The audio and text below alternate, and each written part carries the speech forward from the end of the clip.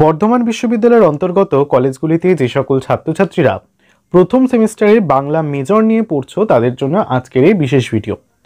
আজকের ভিডিওটিতে আমরা তোমাদের যে বাংলা সিলেবাস দেওয়া রয়েছে প্রথম সেমিস্টারে, সেই সিলেবাসের অন্তর্গত প্রথম যে অধ্যায় রয়েছে অর্থাৎ একক 2, সেই কবিতা অংশ থেকে যে 5 নম্বর কবিতা রয়েছে অর্থাৎ সত্যেন্দ্রনাথ দত্তের লেখা ঝর্ণা কবিতা, সেই ঝর্ণা কবিতার আলোচনা আমরা করতে চলেছি। আজকের এই ভিডিওটিতে তোমরা ঝর্ণা কবিতার সম্পূর্ণ আলোচনার পাশাপাশি কবিতার উৎসগ্রন্থ, শব্দার্থ, টিকা, ব্যাখ্যা, মানে সবকিছুই কিন্তু এই ভিডিওর মাধ্যমে জেনে যাবে। নমস্কার বন্ধুরা, বেঙ্গলি স্টাডি উইথ জি চ্যানেলে তোমাদের সকলকে স্বাগত জানাই। ভিডিওটা শুরু করার আগে একটা অনুরোধ, ভিডিওটা ভালো লেগে থাকলে অবশ্যই ভিডিওটিকে একটি লাইক করে বন্ধুদের সঙ্গে শেয়ার করতে ভুলবে না। চ্যানেলে যদি নতুন হয়ে থাকো তাহলে অবশ্যই চ্যানেলটিকে সাবস্ক্রাইব করে পাশে থাকা বেল আইকনটি প্রেস করে চ্যানেলের সঙ্গে থাকবে। তাহলে চলো দেরি না করে তোমাদের মূল আলোচনার দিকে এগিয়ে যাই। দেখতে পাচ্ছ তোমাদের সামনে রয়েছে একটি টেক্সট বই। বর্ধমান বিশ্ববিদ্যালয়ের সিলেবাসকে মাথায় রেখে আমি এই টেক্সট বইটাকে তৈরি করছি এবং সেই টেক্সট বই থেকেই কিন্তু তোমাদের আজকে কবিতাটা আলোচনা করব। দেখতে পাচ্ছ তোমাদের সামনে রয়েছে সত্যেন্দ্রনাথ দত্তের লেখা ঝর্ণা কবিতাটি। প্রত্যেকটা লাইন ভালো করে পড়ব এবং পড়ে তোমাদের ভালো করে মানে বুঝিয়ে দেওয়ার চেষ্টা করব। দেখো, ঝর্ণা, সত্যেন্দ্রনাথ দত্ত। ঝর্ণা ঝর্ণা সুন্দরী ঝর্ণা, তরলিত চন্দ্রিকা চন্দন বর্ণা, অঞ্চল সিঞ্চিত গৈরিকে স্বর্ণে, গিরি মল্লিকা দোলে কুন্তল কর্ণে, তনুভরি যৌবন তাপসী অপর্ণা, ঝর্ণা। প্রথম যে স্তবকটা রয়েছে, এই স্তবকে কি বোঝানো হয়েছে একটু ভালো করে মন দিয়ে বোঝো। প্রথমেই ঝর্ণা বলতে আমরা কি বুঝি? যে জলধারা পর্বতগাত্রের ওপর থেকে নিম্ন দিকে ধাবিত হয় তাকে আমরা ঝর্ণা বলে থাকি। সেই ঝর্ণাকে কবি প্রথম লাইনেই বলছেন ঝর্ণা ঝর্ণা সুন্দরী ঝর্ণা। কবিতার প্রথমেই কবি ঝর্ণাকে সুন্দরী বলে অভিহিত করছেন। এর থেকে স্পষ্ট হচ্ছে যে কবি প্রকৃতিজাত ঝর্ণাকে এক মানবী রূপ দান করেছেন, অর্থাৎ ঝর্ণার মধ্যে তিনি যেন পার্সোনিফিকেশন এনেছেন, তার মধ্যে মানবী সত্তা আরোপ করেছেন। তাই জন্যই তাকে মানবী বলে কল্পনা করেই কিন্তু ঝর্ণাকে তিনি সুন্দরী বলেছেন। দ্বিতীয় লাইনে বলছে তরলিত চন্দ্রিকা চন্দন বর্ণা। যেহেতু তিনি ঝর্ণাকে এক রূপবতী নারী রূপে কল্পনা করেছেন, তাই তার জলধারা, ঝর্ণার যে জলধারা তা দেখে কবির মনে হয়েছে তা যেন তরলিত চন্দ্রিকা। মানে কি? চন্দ্রিকা মানে কি? চাঁদ। চাঁদের যে জ্যোৎস্নার আলো, ঠিক সেই রকম তরলিত জ্যোৎস্না, অর্থাৎ জ্যোৎস্নার যেন তরল হয়ে ঝরে পড়ছে এই ঝর্ণার গাত্র থেকে। চন্দন বর্ণা মানে কি? ঝর্ণার দেহের রং সুন্দরী চন্দনের মতনই হচ্ছে উজ্জ্বল। অঞ্চল সিঞ্চিত গৈরিকে স্বর্ণে, গিরি মল্লিকা দোলে কুন্তল কর্ণে। দুটো লাইনের মানে একবারে বুঝতে হবে। প্রথম লাইনে বলছে অঞ্চল সিঞ্চিত গৈরিকে স্বর্ণে। অঞ্চল মানে কি? আঁচল। ঝর্ণার আঁচলে গেরুয়া বা গৈরিক রঙের ও সোনালী রঙের, গৈরিক ও স্বর্ণে, গৈরিক মানে হচ্ছে গেরুয়া, স্বর্ণে মানে হচ্ছে সোনার। ঝর্ণার যদি মানবী রূপ ধারণ করে থাকে তার আঁচলে রয়েছে কি? সোনালী এবং গেরুয়া রঙের ছাপ রয়েছে। গিরি মল্লিকা দোলে কুন্তল কর্ণে, অর্থাৎ সূর্যের আলো তার আঁচলকে গেরুয়া আর সুবর্ণ রং দিয়ে যেমন দিয়েছে, তেমনি পর্বতের এক বিশেষ প্রকার ফুল মল্লিকা তার কেশ এবং কর্ণের আবরণ যেন গহনায় রূপান্তরিত হয়েছে। গিরি মল্লিকা অর্থাৎ কি? গিরি মানে হচ্ছে পাহাড়, মল্লিকা একটি ফুলের প্রজাতি। পাহাড়ে উৎপন্ন হয় এমন এক প্রকার মল্লিকা ফুল যেন তার কুন্তলে কর্ণে, কুন্তল মানে কি? কেশ অর্থাৎ চুল, চুলের মধ্যে এবং কানে অলঙ্কার রূপে শোভা পাচ্ছে। তনুভরি যৌবন তাপসী অপর্ণা, ঝর্ণা। অর্থাৎ ঝর্ণা হচ্ছেন তরুণী, তনুভরি যৌবন। তার যে দেহ বা তাকে যদি কল্পনা করা হচ্ছে এক মানবী রূপে, সেই মানবী ঝর্ণার দেহ হচ্ছে কি? যৌবনে পরিপূর্ণ। তার মধ্যে তারুণ্যের ছাপ রয়েছে, তার মধ্যে তরুণতা যেন ভরে ভরে রয়েছে। তাই কবি ঝর্ণাকে তাপসী অপর্ণা বলেছেন। তাপসী অপর্ণা মানে কি? তপস্যা। তাপসী কথার অর্থ হচ্ছে তপস্যা করেন এমন নারী বা স্ত্রী, তাকে তাপসী। তাপস কথার অর্থ হচ্ছে পুরুষলিঙ্গের ক্ষেত্রে প্রয়োগ করা হয়, যিনি তপস্যা করছেন, এবং তাপসী বলতে যিনি তপস্যা করতেন স্ত্রীলিঙ্গে বোঝানো হয়। সেই অপর্ণা, অপর্ণা অর্থাৎ কি, যিনি তপস্যাকালে পর্ণ বা পাতা আহার করেননি, অর্থাৎ দুর্গা বা পার্বতীকে এখানে তিনি টেনে এনেছেন। তাই বলছে তনুভরি যৌবন তাপসী অপর্ণা ঝর্ণা, সেই তার দেহ, ঝর্ণার দেহ যেন কি যৌবনে পরিপূর্ণ, এবং তিনি তাপসী তপস্যারত যৌবন অপর্ণার মতো, যে যে তাপসী অর্থাৎ হচ্ছে তাপসী স্ত্রী তপস্যা সময়কালে কোনো পর্ণ বা পাতা পর্যন্ত গ্রহণ করেন না, সে হচ্ছে ঝর্ণা। দ্বিতীয় স্তবকটা একটু ভালো করে লক্ষ্য করবে। পাষাণের স্নেহধারা তুষারেরও বিন্দু, ডাকে তোরে চিতলোল উতরল সিন্ধু, মেঘহানি জুইফুলি বৃষ্টিও অঙ্গে, চুমা চুমকির হারে চাঁদ ঘুড়ি রঙ্গে, ধুলা ভরা দেয় ধরা তোর লাগি ধরনা ঝর্ণা। খুব সুন্দর তুলনা করেছেন কবি। প্রথম লাইন, পাষাণের স্নেহধারা তুষারেরও বিন্দু। পাষাণ অর্থাৎ তুষারাবৃত পর্বতের থেকে ঝর্ণার উৎপত্তি হয়। ডাকে তোরে চিতরল উতরল সিন্ধু, তাই কবি ঝর্ণাকে পাষাণের স্নেহবিন্দু বলেছেন। তুষার বিন্দুর মতোই সেই স্নেহবিন্দুও যেন হিম শীতল। দ্বিতীয় লাইনে বলছে ডাকে তোরো চিতলল উতরল সিন্ধু, উত্তাল সমুদ্র ঝর্ণাকে নিজের কাছে আসতে আহ্বান করে। মেঘহানে জুইফুলি বৃষ্টিও অঙ্গে, চুমা চুমকির হারে চাঁদ ঘুরে রঙ্গে।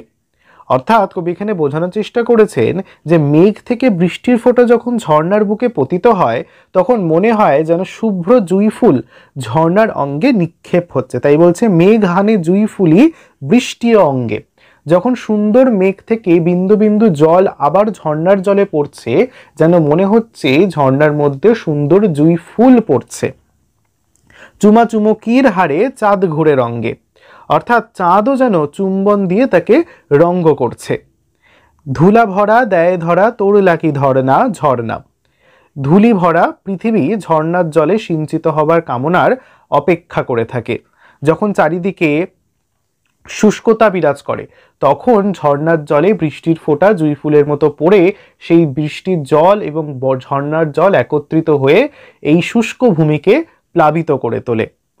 তৃতীয় স্তবক দেখো, এসো তৃষার দেশে এসো কল হাস্যে, গিরিদরি বিহারিণী হরিণীর লাস্যে, ধূসরের উসরের কর তুমি অন্ত, শ্যামলিয়া ও পরশে করগো শ্রীমন্ত, ভরা ঘট এসো নিয়ে ভরসায় ভরনা ঝর্ণা। তৃতীয় লাইনে বা তৃতীয় স্তবকে বলছে এসো তৃষার দেশে এসো কল হাস্যে, গিরিদরি বিহারিণী হরিণীর লাস্যে। অর্থাৎ কবি ঝর্ণাকে তৃষ্ণার দেশে অর্থাৎ মরুভূমিতে আসতে আহ্বান করেছেন।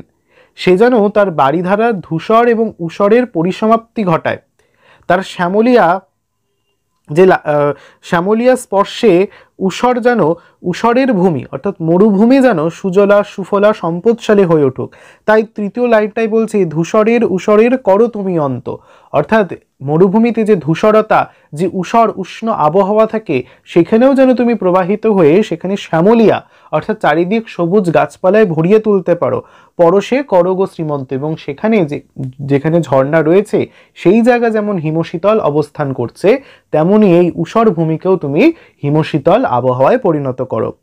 ভরা ঘট এসো নিয়ে ভরসায় ভরনা ঝর্ণা। কবি জনশূন্য মরুভূমি জলপূর্ণ করে মানুষের মনে ভরসা এনে দিক, সবার মঙ্গল করুক ঝর্ণা, এই প্রার্থনাই করেছেন তৃতীয় স্তবকে। চতুর্থ স্তবক, শৈলের পৈঠিও এসো তনু গাত্রী, পাহাড়ে বুক চেরা এসো প্রেমদাত্রী, পান্নার অঞ্জলি দিতে দিতে আয়গো, হরিচরণ চ্যুতা গঙ্গার প্রায়গো, স্বর্গের সুধা আনো মর্তে সুপর্ণা ঝর্ণা। এই যে চতুর্থ স্তবক রয়েছে, আবার একটু ভালো করে বুঝবে। প্রথম লাইন বলছে শৈলের পৈঠেও এসো তনু গাত্রী, পাহাড়ের বুক চেরা এসো প্রেমদাত্রী। অর্থাৎ পর্বতের সোপান অর্থাৎ সিঁড়ি বেয়ে তনুকায়া ঝর্ণাকে কবি নেমে আসতে আহ্বান করেছেন। পাহাড়ের ওপর থেকে এই ভূমিভাগে মর্তধামে ঝর্ণাকে নেমে আসতে আহ্বান করছেন কবি সত্যেন্দ্রনাথ দত্ত। পাহাড়ের বুক চেরে, তাই বলছে পাহাড়ের বুক চেরা এসো প্রেমদাত্রী, পাহাড়ের বুককে চিরে বেরিয়ে আসা ঝর্ণাকে কবি প্রেমদাত্রী বলে অভিহিত করেছেন। তারপরে পান্নার অঞ্জলি দিতে দিতে আয় গো, হরিচরণচ্যুতা গঙ্গার প্রায় গো। অর্থাৎ কবি এখানে বুঝিয়েছেন ঝর্ণা তার প্রবাহিত পথের জমিকে শ্যামল করে তোলে। তাই ঝর্ণা যখন পর্বতের গা বেয়ে নামছে, কবির মনে হয়েছে যে পান্নার অঞ্জলি দিতে দিতে যেন নামছে। কবি শিবের জটাচ্যুত হরিচরণচ্যুত গঙ্গার প্রায় গো, কবি মনে করছেন যেন শিবের জটাচ্যুত গঙ্গার সাথে ঝর্ণার সাযুজ্য খুঁজে পেয়েছেন তিনি। তাই বলছেন স্বর্গের সুধানো মর্তে সুপর্ণা ঝর্ণা, সে যেন মর্তে স্বর্গের জীবনদায়ী যে জল অর্থাৎ গঙ্গা, সেই গঙ্গার জলধারাকেও যেন ঝর্ণা বয়ে নিয়ে কোথায় আসে, এই মর্তভূমিকে। কারণ সেই গঙ্গার জল অমৃতের সমান, তাই তাকে সুপর্ণা বলা হচ্ছে, অর্থাৎ সুন্দর পক্ষযুক্ত স্ত্রী। পরের শেষ স্তবকে দেখো বলছে, মঞ্জুল ওহাসির বেলোয়ারি আওয়াজে ওলো চঞ্চলা তোর পথ হলো ছাওয়াজে, মতিয়া মতির কুড়ি মারেছে অলোকে, মেখলায় মরিমারি রামধনু ঝলকে, তুমি স্বপ্নের সখী বিদ্যুৎ পর্ণা ঝর্ণা। খুব সুন্দর একটি স্তবক। বলছে মঞ্জুল হাসির বেলোয়ারি আওয়াজে এলো চঞ্চল তোর পথ হলো ছাওয়াজে। কবি ঝর্ণাকে বলেছেন ঝর্ণা হচ্ছে সদা চঞ্চল, তার মধ্যে সবসময় একটা চঞ্চলতার অবস্থান রয়েছে। ঝর্ণার হাসির বেলোয়ারি আওয়াজে, বেলোয়ারি কথার অর্থ কি? স্ফটিকের মতো কাচের তৈরি ঝাড়লণ্ঠন বিশেষ, এখানে মৃদু টুংটাং আওয়াজকে বোঝানো হয়েছে। তাই বলছে মঞ্জুল হাসির বেলোয়ারি আওয়াজে, যে বেলোয়ারি আওয়াজ টুংটাং শব্দ ঝাড়বাতির, সেরকম ঝাড়বাতির টুংটাং শব্দ করে ঝর্ণা যেন সর্বদা চঞ্চলা। তোর পথ হলো ছাওয়াজে, অর্থাৎ মুক্তোর মতো মতির, মতিয়া মতির কুড়ি মারছে অলোকে, মুক্তোর মতো মতিয়া ফুলের কুড়ি ঝর্ণার জলে মূর্ছা যাচ্ছে।